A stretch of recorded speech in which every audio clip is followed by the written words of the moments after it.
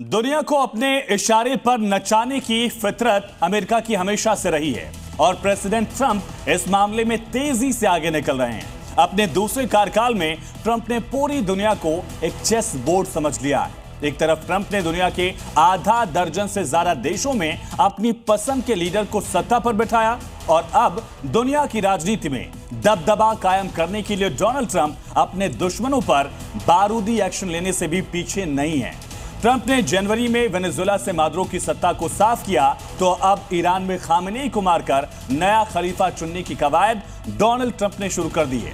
Trump ने साफ कर दिया कि ईरान में नए लीडर के चुनाव में उनका होना बेहद जरूरी है। अपनी ही दुनिया तैयार कर रहे हैं डोनाल्ड ट्रंप। जिसने उठाई आवाज उसका पत्ता साफ। जो बात नहीं मानेगा उस पर बारूदी हमला। ये तमाम सवाल इसलिए क्योंकि नए साल के 2 महीने 56 दिनों का फासला और दुनिया के 2 देशों पर ट्रंप का डायरेक्ट अटैक। वेनेजुएला ने आग दिखाई तो मादुरो को ट्रंप ने सलाखों के पीछे डाल दिया और खामेनेई को तो दुनिया से ही अलविदा कर दिया।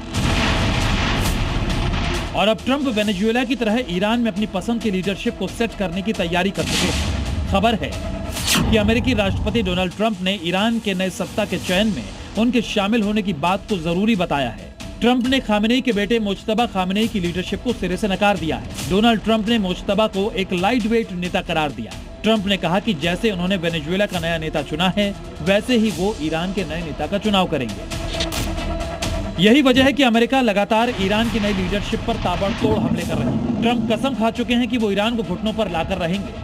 जब तक ईरान ट्रंप के इशारों पर नहीं नाचता तब तक ईरान की जमीन पर बारूद गिरता रहेगा, लोग मरते रहेंगे, मिसाइल से हमले होते रहेंगे। ईरान में खामेनेई की मौत के बाद उनके बेटे मुज्तबा खामेनेई की लीडरशिप को नकारने के पीछे कई बड़ी वजह भी है। दरअसल मुज्तबा खामेनेई को इजराइल अयातुल्लाह के बाद अपना सबसे बड़ा दुश्मन मानता है।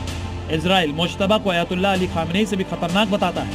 56 साल के मुज्तबा के ईरानी रेवोल्यूशनरी गार्ड कॉर्प्स यानी IRGC से लिंक काफी मजबूत है। मुज्तबा भले ही कभी लाइमलाइट में नहीं रहे लेकिन पिता के रहते पर्दे के पीछे का काम वही करते थे। जिस ईरानी रेवोल्यूशनरी गार्ड कॉर्प्स को अयतुल्लाह अली खामेनेई ने खड़ा किया था मुज्तबा उसका हिस्सा रह चुके हैं। लेकिन अब ईरान मुज्तबा के चुनाव के साथ ये ग्लोबल मैसेज देना चाहता है कि नया लीडरशिप तैयार है और यही इजराइल की बड़ी मुश्किल है। मुज्तबा खामेनेई सुप्रीम लीडर बनते ही इजराइल और अमेरिका की आंखों का कांटा बन चुके हैं। लिहाजा इजराइल ने भी अब end of the Mojtaba operation शुरू कर दिया है और ट्रंप भी हर बार की तरह इस बार भी इजराइल का साथ देने का ऐलान कर चुके हैं।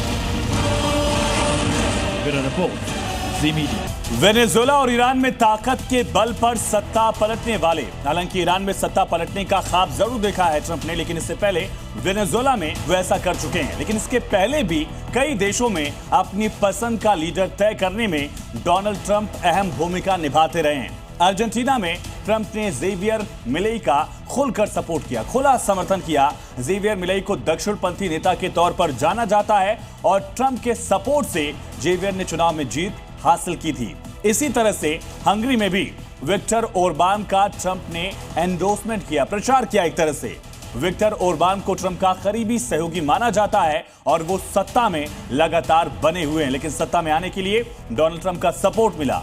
जापान का भी जिक्र किया जाता है। जापान में प्रधानमंत्री बनी साने ताकाइची की पार्टी का भी डोनाल्ड ट्रंप ने समर्थन किया, जिसमें उन्होंने संसद में सुपर मेजॉरिटी हासिल की। होंडुरास में नासरी असफुरा को ट्रंप ने फ्रीडम का असली दोस्त कहकर एंडोर्स किया था और नासरी की जीत में अमेरिकी समर्थन की बड़ी भूमिका मानी जाती रही है। इसी तरह से पोलैंड में कैरोल नवरोकी का ट्रंप प्रशासन ने खुलकर सपोर्ट किया।